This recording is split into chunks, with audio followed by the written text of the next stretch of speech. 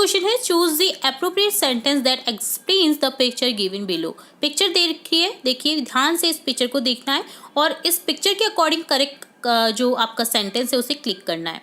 तो देखिए ए है the monkeys at the tree. तो यहाँ पर कभी भी कोई चीज़ के ऊपर कोई चीज़ बैठी होती है या बैठा होता है या कोई ऊपर होती है तो एट का प्रयोग नहीं होता है। एट का प्रयोग होता है एट द डोर, डोर पर कोई आया है। At the bus stand, bus stand पर कोई खड़ा है, तब एट का प्रयोग होता है।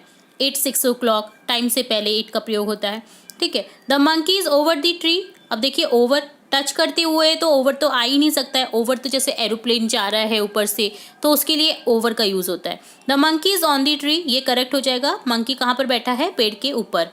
The monkey is in the tree, tree के अंदर थोड़ी है, कोई घुसा हुआ थोड़ी है उसके बिल में। तो यहाँ पर हो जाएगा ऑप्शन सी को करेक्ट कर देंगे। ऑप्शन सी यहाँ पर आपको लिख देना है। सेकंड है यहाँ पर देखिए डॉग है जो टेबल के नीचे है। कहाँ पर है? टेबल के नीचे सो रहा है।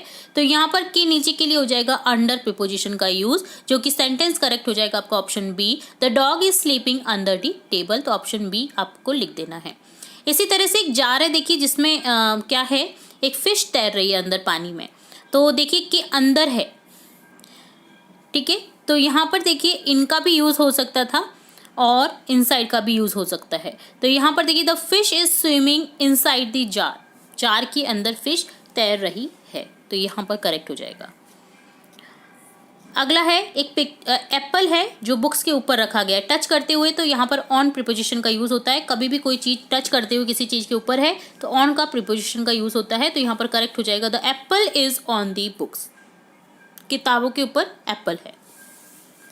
तो ये डन होता है आपका वर्कशीट 19 का सॉल्यूशन। अब देखेंगे हम इसी पार्ट में वर्कशीट 20 का सॉल्यूशन, जिसमें हम देखेंगे वर्ब्स के बारे में पढ़ना। तो वर्ब्स तो आपको पता होना चाहिए, दो टाइप की होती हैं, ठीक है, एक सकर्मक और एक अकर्मक। चलिए यहाँ पर ए और बी कॉलम में दे रखा है the pen is on the table. Pen कहाँ पर है? टेबल के ऊपर। पेन कहाँ पर है? टेबल के ऊपर। The pens are on the table. कहाँ पर है pen?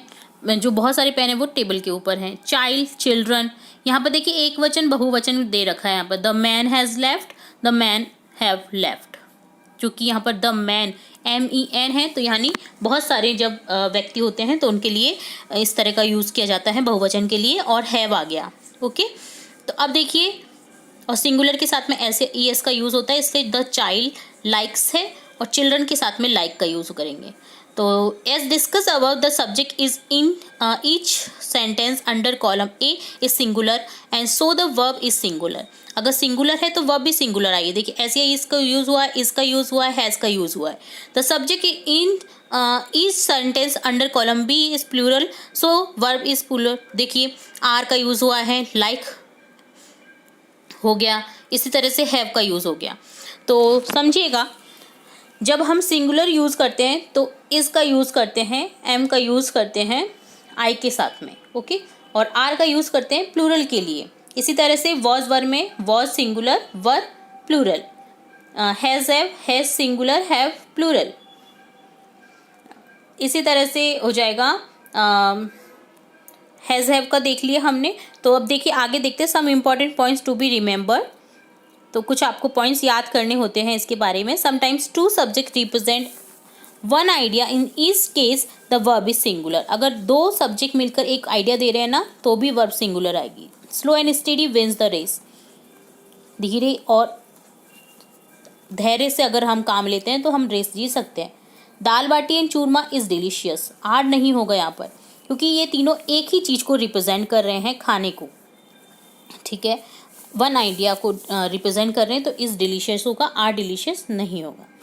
If two singular noun are join using and are proceed by each and every verb is singular. और ईच एवरी से भी अगर रिलेट कर रहे हैं दो सिंगुलर नाउन ईच एवरी से स्टार्ट हो रहे हैं, ईच एंड एवरी से स्टार्ट हो रहे हैं, तो भी आपकी जो वर्ब है वो सिंगुलर रहेगी। जैसे every man and woman in the village was terrified. प्रत्येक व्यक्ति, प्रत्येक पुरुष और महिला क्या है? टेरिफाइड है विलेज में। ईच एंड एवरी बॉय, प्रत्येक बच्चा present in the class, is present in the class हो जाएगा। When two or more subjects are connected with or, nor, either, neither, they take a singular verb. Neither he nor I was mistaken. तो यहाँ पर ये चीज़ भी ध्यान रखनी है आपको कि अगर दो से ज़्यादा या दो सब्जेक्ट कनेक्ट हैं और, नॉर, आइदर, नाइदर, तो वो हमेशा सिंगुलर वर्ब का यूज़ करेंगे, ना कि प्लूरल वर्ब का. नाइदर ही नॉर आई, ना ही वह ना मैं मिस्टेक करता हूँ. ठीक है, अब एक्सरसाइज करेंगे हम. एक्सरसाइज को ध्यान से करना है ताकि आप इनके यूज अच्छे से समझ पाएं.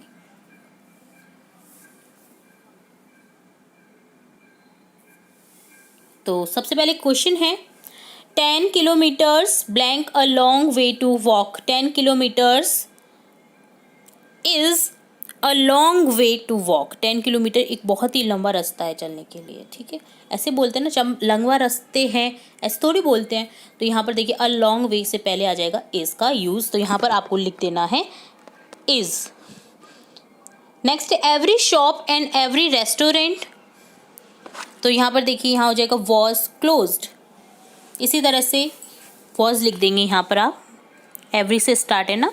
20,000 rupees a large sum of money. 20,000 rupees is a large of sum of money.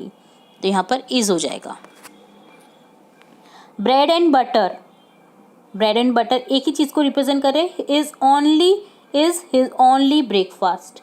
bread and butter एक ही रिप्रेजेंट कर रहे हैं, एक ही डिश को. तो यहाँ पर is हो जाएगा. the decorate with his flowers was shoot there. ठीक है, वॉज आ जाएगा. All the rice in this bag is of good quality. Are नहीं होगा, इज होगा. Is of good quality. जो राइस है इस बैग में वो बहुत ही गुड क्वालिटी का है. वन ऑफ दीज मैन, देखिए यहाँ पर वन ऑफ दीज मैन बहुवचन में आ गया man. One of these man, उनमें से एक व्यक्ति, उन सभी व्यक्तियों में से एक व्यक्ति कम्स हियर डेली. तो यहाँ पर कम्स हो जाएगा. ठीक है, क्योंकि वन ऑफ दीज है, उनमें से, व्यक्तियों में से एक. ठीक है. Both Mary and Tom fond of music. तो यहाँ हो जाएगा both Mary and Tom is are sorry. यहाँ पर देखिए अब बोथ है, यहाँ पर आपको बिल्कुल भी घबराना नहीं है या आपको डिसमिस नहीं होना है. यहाँ पर देखिए बोथ मैरी एंड टॉम दोनों क्या है, फॉन्ड के म्यूजिक के प्रति फॉन्ड हैं.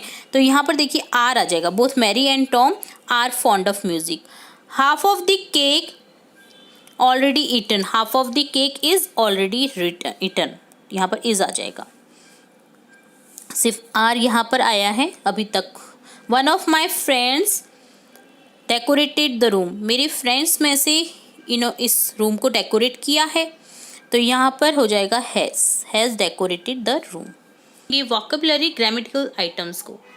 Read the instruction given below and solve the crossword puzzle. यहाँ पर आपको एक पजल दी गई है जिसे सॉल्व करना है. तो इसे सॉल्व करने से पहले आप इंस्ट्रक्शन फॉलो करेंगे, देन आपको ये समझ आएगा कि कैसे सॉल्व करना है इसको.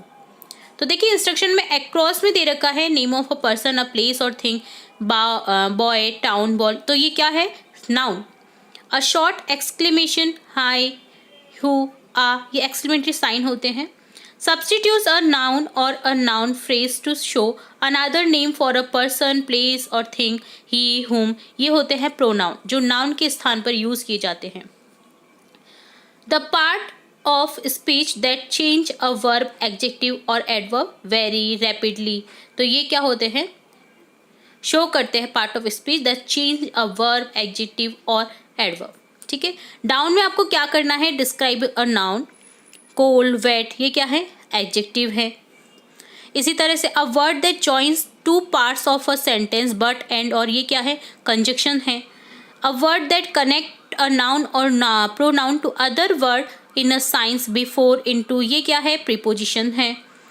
अ word that is put next to a noun, noun से पहले यूज किए जाते हैं, जैसे the, a, N.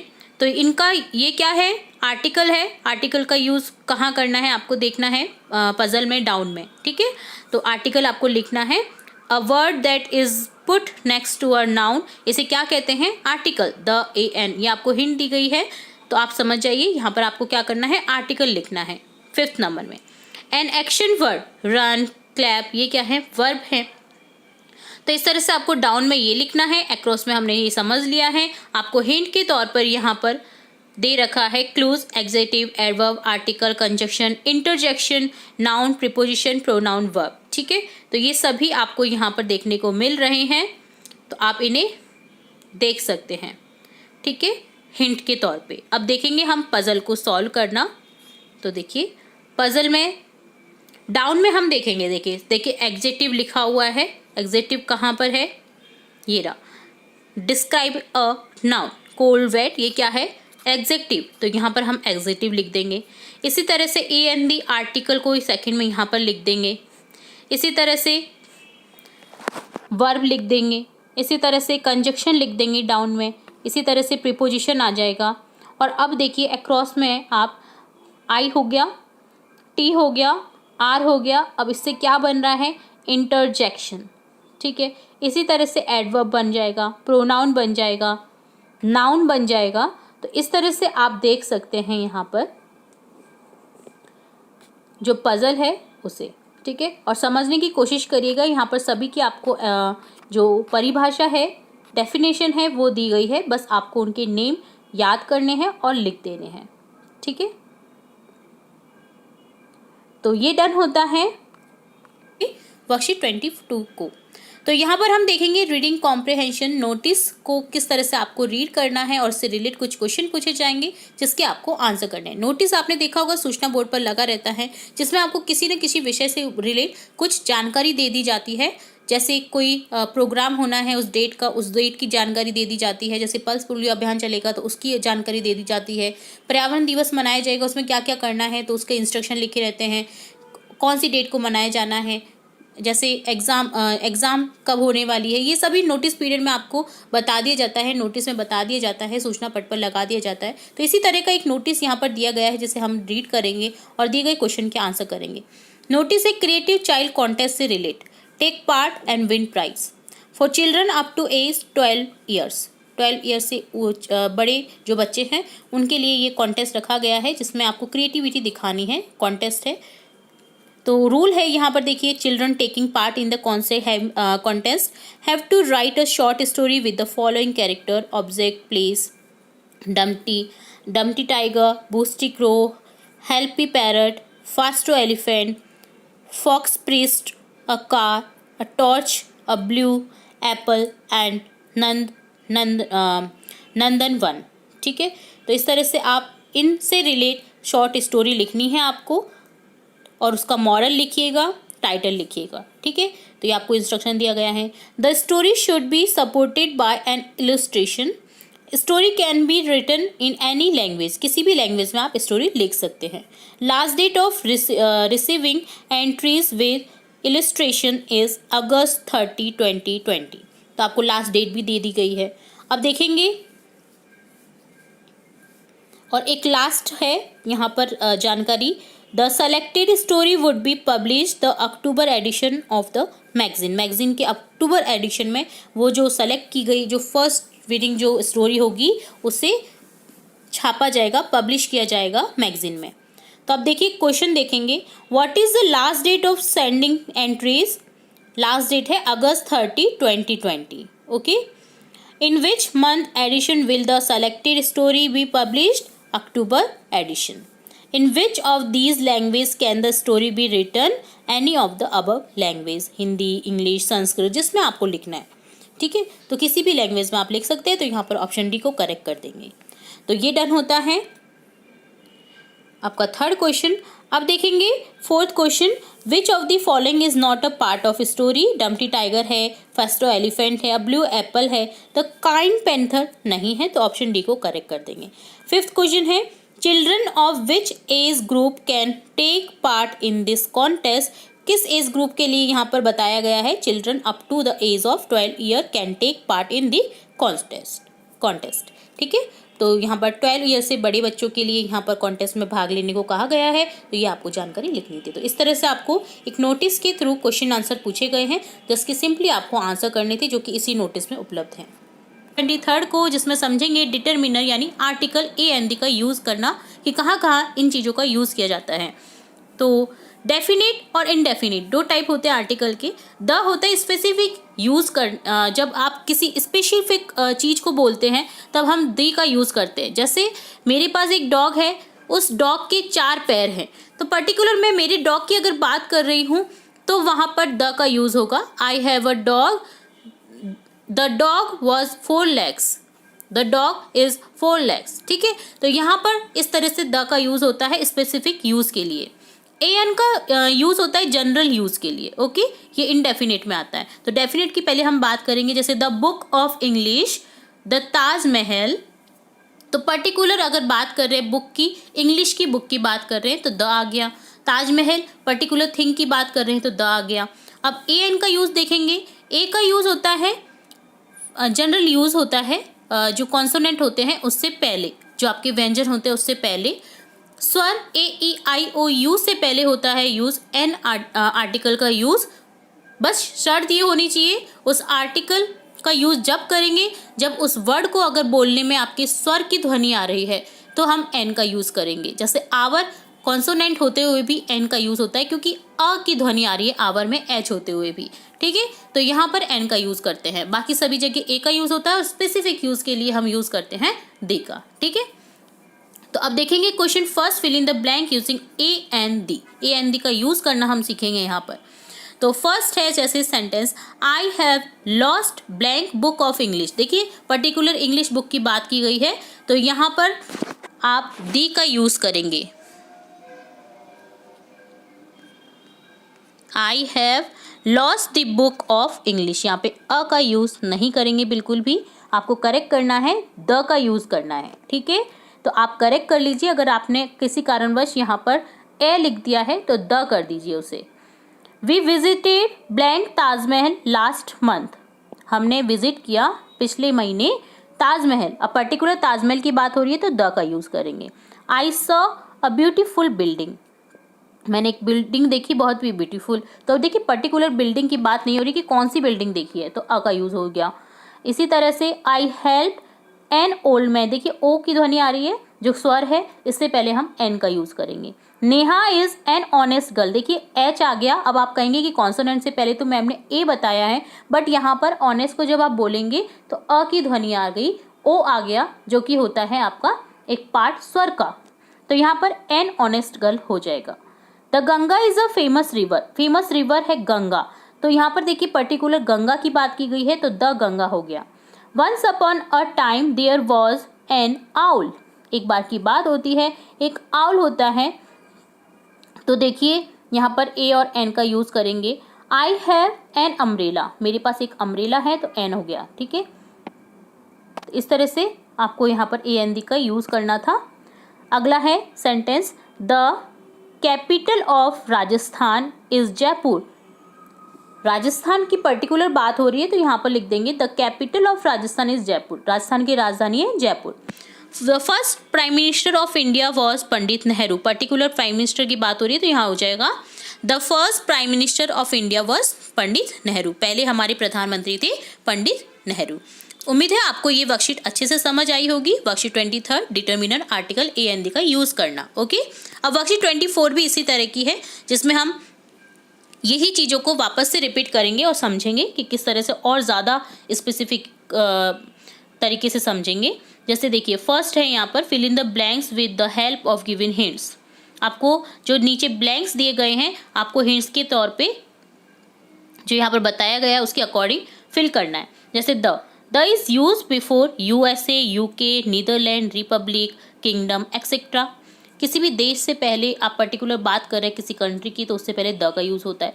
The is use before superlative degree, superlative degree the beautiful girl, तो आप क्या यूज़ करेंगे सुपरलेटिव के लिए, द का यूज़। ओके, ए एन का यूज़ होता है a is use before consonant sound, ये वही आ गया जो मैंने आपको पहले बताया था। An is use before vowel sound, बक जाए, बस एक शर्त होती है, अगर साउंड उसका स्वर का है तो उसमें एन आएगा। ठीक है, और अगर नहीं है तो ए का यूज़ होगा। द का use, the is not use before school, college, hospital, temple etcetera if the reason is not specify. अगर रीजन को स्पेसिफाई नहीं किया है तो स्कूल, कॉलेज, हॉस्पिटल, टेम्पल से पहले द का यूज नहीं किया जाता है। आप समझेंगे क्वेश्चन से। तो यहाँ पर ए एन दी का यूज करना है। Neelam is blank MLA in Rajasthan assembly. Neelam MLA है राजस्थान असेंबली में। तो देखिए एम कॉन्सोनेंट है बट यहाँ पर एम की ध्वनि में ए आ रहा है, एम, ठीक है। तो एन का यूज करेंगे। Neelam is an MLA in Rajasthan assembly. The girl who is standing here looks very pretty. तो यहाँ पर द का यूज करेंगे। वो गर्ल जो खड़ी है बहुत ही सुंदर है, पर्टिकुलर की बात हो रही है ना। I want to ask a question now. यहाँ पर क्या हो जाएगा, मैं एक क्वेश्चन पूछना चाहता हूँ अभी, तो यहाँ पर अ यूज हो जाएगा। I went in a European restaurant, the restaurant was very big. यहाँ पर यू, अब देखिए ई है, स्वर होते हुए भी आपका जो ये जो वोवल साउंड है ना, वोवल जो वर्ड है ए ई आई ओ यू, उनमें से ई आ रहा है। अब आप बोलेंगे एन का यूज होगा, जी नहीं, क्योंकि यूरोपियन जब आप बोल रहे हैं तो ये आ रहा है जो कि होता है व्यंजन यानी कॉन्सोनेंट। तो यहाँ पर ए का यूज होगा। मैं एक यूरोपियन रेस्टोरेंट में गया, वह रेस्टोरेंट बहुत बड़ा था, क्योंकि पर्टिकुलर की बात हो गई, उसी रेस्टोरेंट की बात हो रही है, तो यहाँ पर द का यूज हो गया है, ठीक है। तो इस तरह से आपको समझना होता है ए एन दी का यूज करना। अगला है Rohit is the youngest child of his parent. देखिए सुपरलेटिव डिग्री हो गया जिसमें यूज करेंगे आप हमेशा दी का यूज। तो यहाँ पर द होगा। Rohit is the youngest child of his parent. Neha bought a new laptop but the laptop is not working properly. Neha ने एक लैपटॉप खरीदा, ठीक है, बट उसी लैपटॉप के बारे में बात हो रही है जो वर्क प्रॉपरली नहीं कर रहा है, काम ढंग से नहीं कर रहा है। तो द का यूज करेंगे but the laptop is not working properly. My family is going to visit the Netherland in the coming vacation. देखिए देश से पहले आप यूज करते हैं हमेशा दी का, तो यहाँ पर द नीदरलैंड हो जाएगा, the Netherlands in the coming vacations. Shamu is going to a hospital to see his best friend. Shamu hospital जाता है अपने बेस्ट फ्रेंड को देखने के लिए। तो हॉस्पिटल, स्कूल, अगर पर्टिकुलर रीज़न नहीं दिया गया, स्पेसिफिक रीज़न, तो आप ए और एन का यूज़ कर सकते हैं वहाँ पर। तो यहाँ पर अ हॉस्पिटल हो जाएगा। Please shut the door. Shut the door, particular door की बात की गई है, तो यहाँ पर द का यूज हो जाएगा। I borrowed an item from a passenger sitting in front of me. मैंने उधार लिया आइटम को पैसेंजर से जो मेरे सामने बैठा है। तो यहाँ पर आई आ रहा है, तो यहाँ पर एन का यूज हो जाएगा। I borrowed an item from a passenger sitting in front of me, ठीक है। तो यहाँ पर एन का यूज हो जाएगा। तो इस तरह से डन होता है वर्कशीट 24 का सॉल्यूशन, और साथ ही हमने देखा वर्कशीट 23 का सॉल्यूशन। उम्मीद है आपको दोनों वर्कशीट के सॉल्यूशन अच्छे से समझ आए होंगे। फिर भी कोई डाउट रहता है तो आप कमेंट बॉक्स में कमेंट करके पूछ सकते हैं। और यहाँ पर हम समझ चुके हैं ए एन दी का यूज़ करना भी, तो आई होप आप आगे से ए एन दी का यूज़ अच्छे से कर पाएंगे। वर्कशीट 25 का सॉल्यूशन सबसे पहले इस वीडियो में देखेंगे, जिसमें हम समझेंगे डिटरमिनर क्वांटिफाइज। इससे पहले हमने डिटरमिनर्स देखे थे जो आर्टिकल फॉर्म में रहते हैं ए एन दी। अब देखेंगे क्वांटिफायर जो क्वांटिटी को रिप्रेजेंट करते हैं डिटरमिनर, वो डिटरमिनर हम देखेंगे यहाँ पर। जैसे यहाँ पर देखिए इंस्ट्रक्शन दे रखा है, read the following sentence given below. यहाँ पर आपको सेंटेंस दिए गए, उन्हें रीड करना है। There were many students in the assembly. यहाँ पर जो असेंबली लगी है उसमें काफ़ी सारे स्टूडेंट है, स्टूडेंट्स को रिप्रेजेंट कर रहा है मैनी, ठीक है। ये क्या है, क्वांटिफाइड डिटरमिनर है। There is much water in the Ganga. Ganga में बहुत सारा पानी है। मच क्या है, यहाँ पर डिटरमिनर है जो आइडेंटिफाई कर रहा है वाटर को। Is there any student left in the class. Student में कौन, एनी, कोई स्टूडेंट छूटा है इस क्लास में, ठीक है। I have some books in my book. मेरे पास में इन माई बैग, मेरे बैग में कुछ बुक्स हैं। तो यहाँ पर बुक्स को रिप्रेजेंट कर रहा है some determiner. In above sentence many is use with countable noun. Countable noun के लिए मैनी का यूज किया है। Where is much is use with uncountable noun. जैसे वाटर हो गया, ऑयल हो गया, इसे हम काउंट नहीं कर सकते तो मच लगाते हैं, और काउंट कर सकते हैं वहाँ पर मैनी का यूज करते हैं। Any and some can be use with both countable and uncountable. और जो एनी और सम होता है वो काउंटेबल के लिए भी यूज कर सकते हैं और अनकाउंटेबल के लिए भी यूज कर सकते हैं, अनकाउंटेबल नाउन्स, ठीक है। तो ये आप समझ चुके। अब देखिए क्वेश्चन करेंगे। फर्स्ट क्वेश्चन है fill in the blank with correct quantifiers. तो देखिए फर्स्ट सेंटेंस है यहाँ पर, there are blank monkeys on the tree. देखिए यहाँ पर मंकीज को आप काउंट कर सकते हैं, तो यहाँ पर क्या हो जाएगा, many, there are many monkeys, यहाँ पर क्या लिखेंगे आप, मैनी, ठीक है। तो मैनी यहाँ पर लिख देंगे, many monkeys on the tree, tree पर, पेड़ पर बहुत सारे मंकी हैं। Would you like some tea, क्या पूछेंगे हम किसी को, क्या तुम्हें पसंद है, चाय लेना पसंद करोगे, तो यहाँ पर बोलेंगे सम टी, तो यहाँ पर हो जाएगा some, okay. Is there blank story you want to tell me, is there any story you want to tell me, यहाँ कोई स्टोरी है जो मुझे तुम बताना चाहते हो, तो यहाँ पर एनी का यूज़ हो जाएगा, ANY, any. My friend Richa has blank interesting book, मेरी फ्रेंड रिचा को बुक्स पढ़ने में रुचि है, इंटरेस्ट मतलब बुक्स में रुचि है, तो यहाँ पर हो जाएगा सम इंटरेस्टिंग बुक्स, ठीक है। तो मेरी फ्रेंड को कुछ इंटरेस्टिंग बुक्स में रुचि है, तो यहाँ पर हो जाएगा सम का यूज़, ठीक है। She doesn't have any pen with her, तो यहाँ पर हो जाएगा एनी का use. Being a visitor I don't know blank about this place, एक विजिटर के तौर पे मैं नहीं जानता हूँ इस प्लेस को, तो यहाँ पर हो जाएगा, यहाँ पर 3 ऑप्शन दिए गए हैं आपको, तो यहाँ पर हो जाएगा एनी, ठीक है। मैं किसी भी ऐसी प्लेस, यहाँ पर इस प्लेस को मैं नहीं जानता हूँ, तो यहाँ पर एनी का यूज़ हो जाएगा बताने के लिए। Being a visitor I don't no any about this place, मुझे इस बारे में कुछ भी नहीं पता है, इस प्लेस के बारे में कुछ भी नहीं पता है, तो एनी का यूज़ करेंगे, ओके। नेक्स्ट देखेंगे,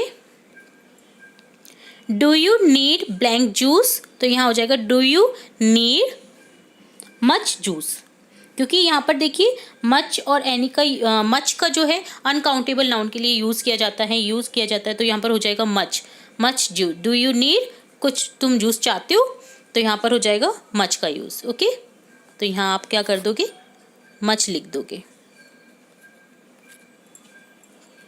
नेक्स्ट देखेंगे last sentence, I invited blank friends of my sister to my birthday party, मैं इन्वाइट करूँगा मेरी सिस्टर के फ्रेंड्स को मेरी बर्थडे पार्टी में, तो आई इन्वाइटेड क्या हो जाएगा, मच, एनी और सम, तो यहाँ हो जाएगा I invited some friends of my sister to my birthday party, मैं मेरी सिस्टर की, मेरी बहन की कुछ फ्रेंड्स को बुलाऊंगा, मैंने बुलाया अपनी बर्थडे पार्टी में मेरी सिस्टर की फ्रेंड्स को, तो यहाँ पर हो जाएगा सम फ्रेंड्स, मेरी सिस्टर की कुछ फ्रेंड्स को मैंने अपनी बर्थडे पार्टी में बुलाया, तो यहाँ पर हो जाएगा सम का यूज़। तो ये डन होता है आपका वर्कशीट 25 का सॉल्यूशन, जिसमें आपने क्वांटिफायर्स जो डिटर्मिनर होते हैं उनका यूज़ करना सीखा। मच, मोर भी होता है इसमें, मैनी, एनी, सम, तो ये आपने यहाँ पर देखा है। बहुत ही इंपॉर्टेंट वर्कशीट थी। इससे पहले भी हमने 24 और 23 में आर्टिकल समझे हैं डिटर्मिनर। तो उम्मीद है आपको ये वर्कशीट अच्छे से समझ आई होगी। फिर भी अगर कोई डाउट रहता है तो कमेंट बॉक्स में आप पूछ सकते हैं। इसके अलावा भी कोई आप डाउट होता है आपके किसी भी सब्जेक्ट से रिलेट और भी कोई रिलेट, तो आप पूछ सकते हैं बेहिचक हमारे चैनल की कमेंट बॉक्स में। तो इसके आगे की वर्कशीट भी हम जल्द ही देखेंगे और भी इंपॉर्टेंट वीडियोस आपकी कक्षा से रिलेटेड देखते रहेंगे। तो जुड़े रहें हमारे चैनल के साथ। वीडियो को पूरा देखने के लिए धन्यवाद।